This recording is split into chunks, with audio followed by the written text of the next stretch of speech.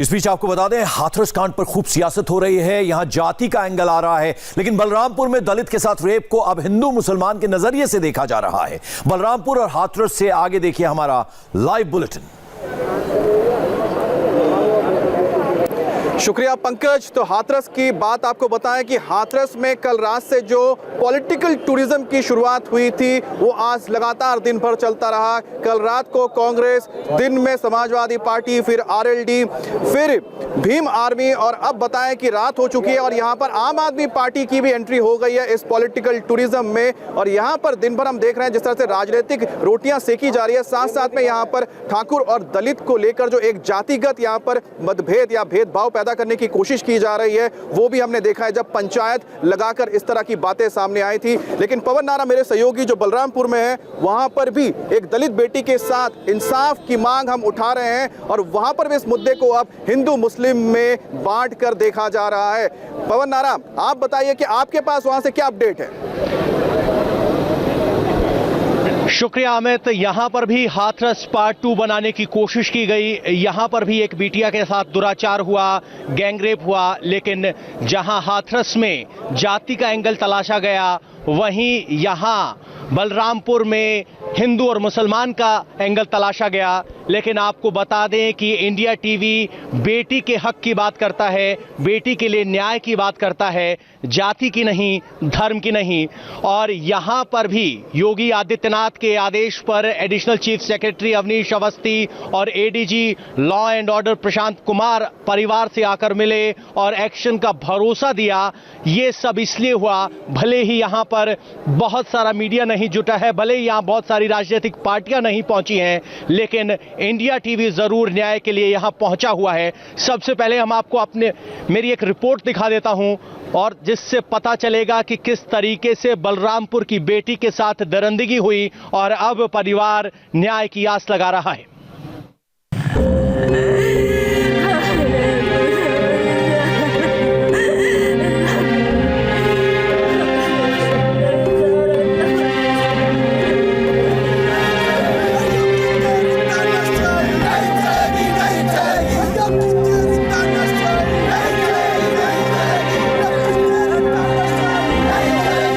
हाथरस और फिर बलरामपुर, गैंगरेप के दो बड़े केस।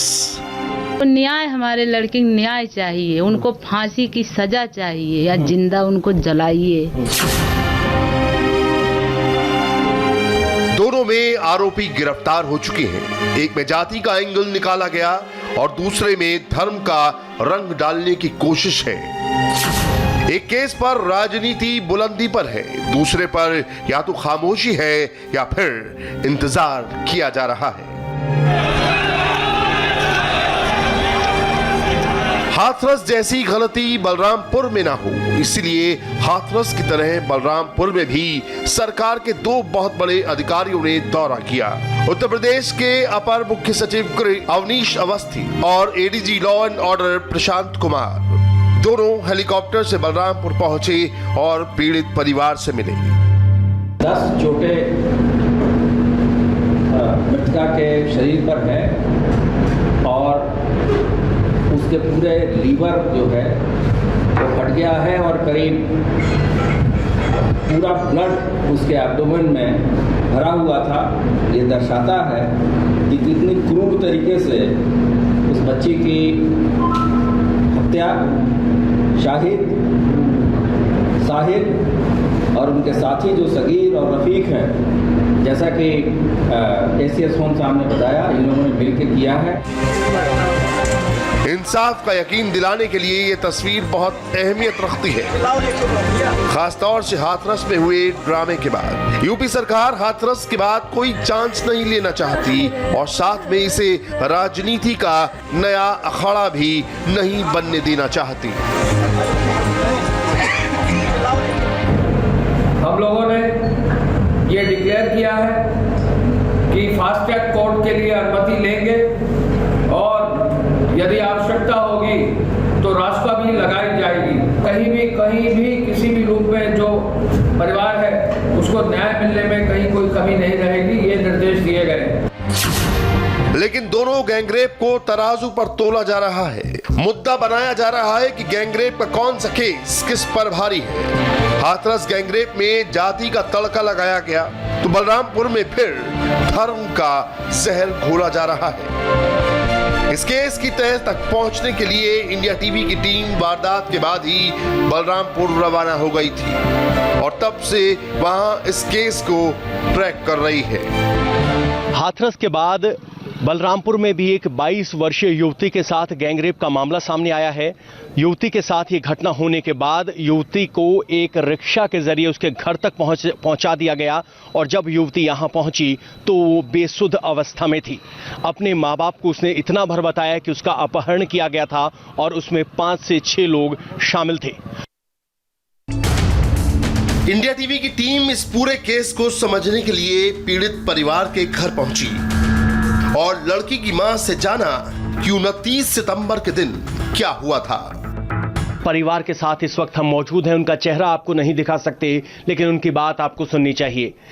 माताजी, क्या हुआ था?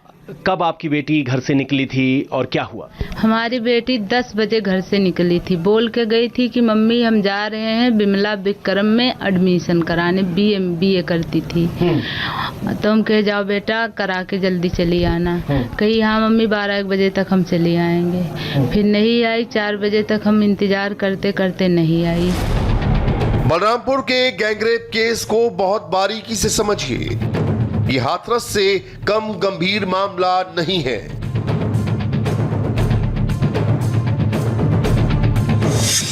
29 सितंबर को बलरामपुर के गैसड़ी में रहने वाली 22 साल की एक लड़की कॉलेज में एडमिशन के लिए गई थी। रास्ते में उसको किडनैप कर लिया गया। घर वालों के मुताबिक उनकी बेटी के साथ एक दुकान के कमरे में गैंगरेप किया गया और फिर उसे एक रिक्शे में बेसुध हालत में घर छोड़ दिया गया।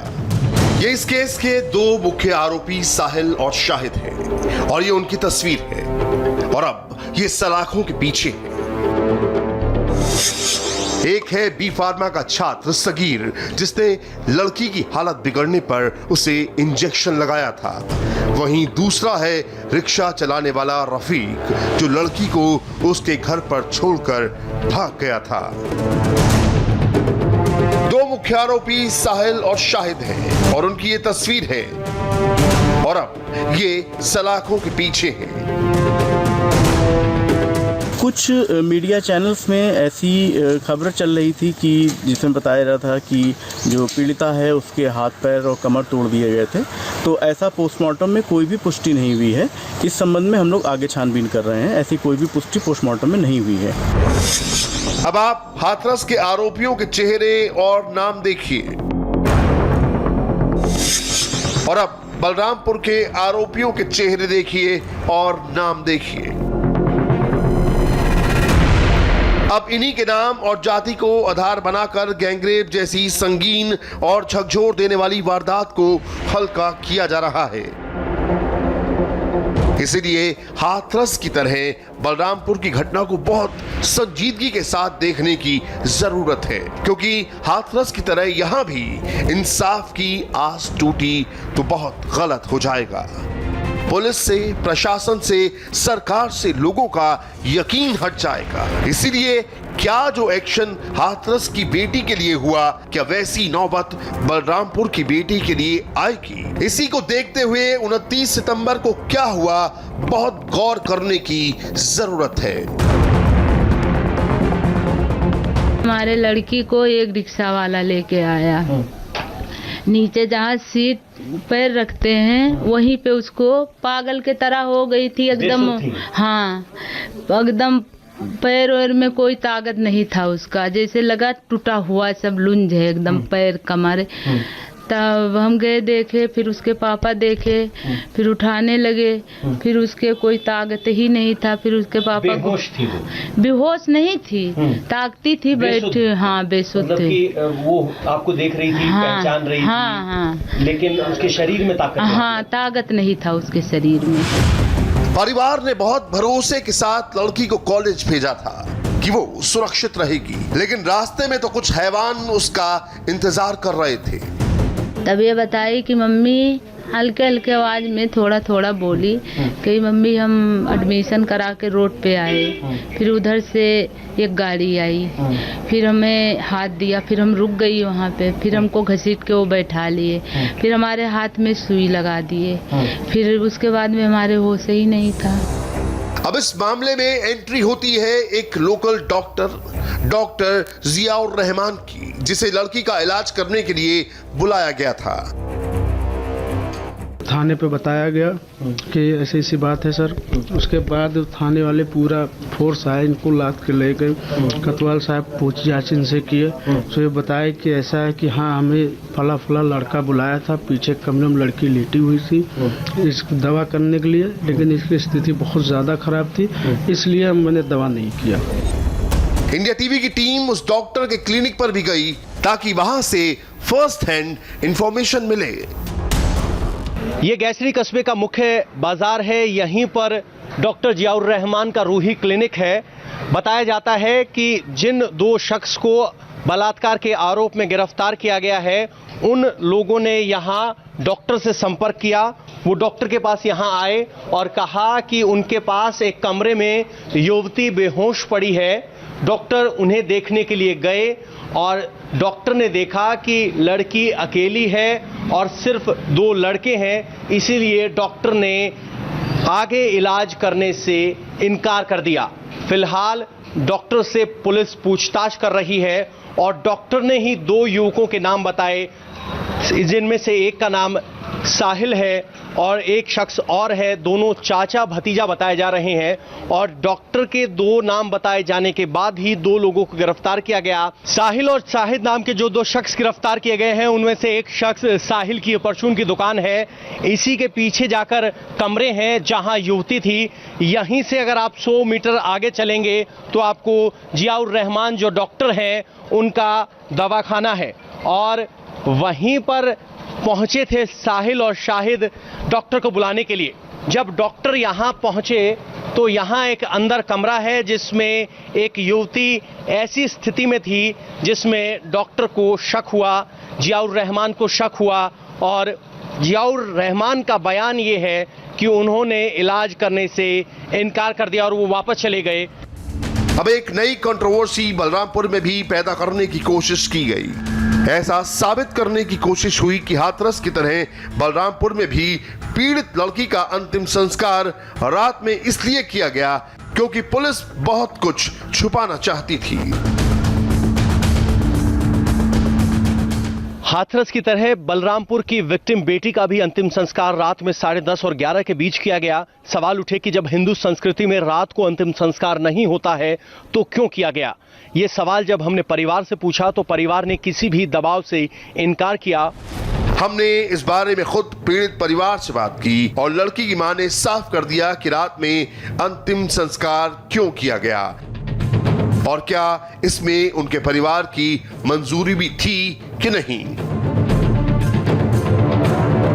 तो आपके यहाँ रात में अंतिम संस्कार हो जाता है या पुलिस का दबाव था? नहीं, पुलिस का दबाव नहीं था, हम सब खुद करे हैं अपने बच्चे, क्योंकि लाश बदबू आने लगी थी। एक दिन बीत गया, एक रात बीत गई, पोस्टमार्टम हो गया, पन्नी में सब सील हो गई, फिर धरने लायक लाश रही नहीं, इसलिए हमें कोई दबाव नहीं दिया है। हाथरस के बाद बलरामपुर की ये तस्वीरें वाकई बहुत तकलीफ देती हैं। 2 परिवारों ने अपनी बेटियां खोई हैं।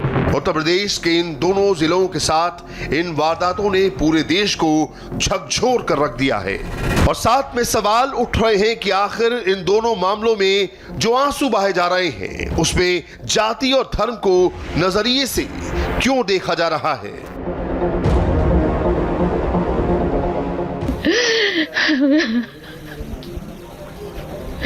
हमारे बच्चे को फिर हम नहीं देखें दोबारा,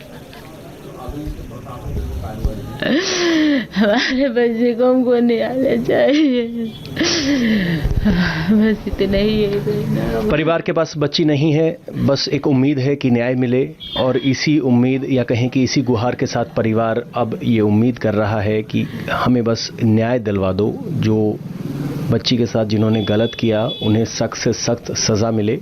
हालांकि परिवार इस बात से इनकार करता है कि अंतिम संस्कार रात को किसी दबाव के तहत किया गया।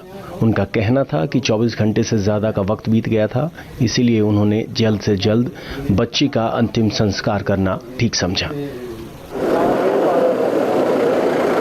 तो आपने देखा कि क्या हालात हैं हाथरस में और क्या हालात है बलरामपुर में, और इन्हीं हालात को देखते हुए उत्तर प्रदेश के मुख्यमंत्री योगी आदित्यनाथ ने विपक्ष पर बड़ा हमला किया है। उन्होंने कहा कि जो विपक्ष है देश और प्रदेश में माहौल को खराब करना चाहता है। जब माहौल खराब हो जाएगा तो तरक्की कैसे होगी, विकास कैसे होगा? आप सुनिए योगी आदित्यनाथ को।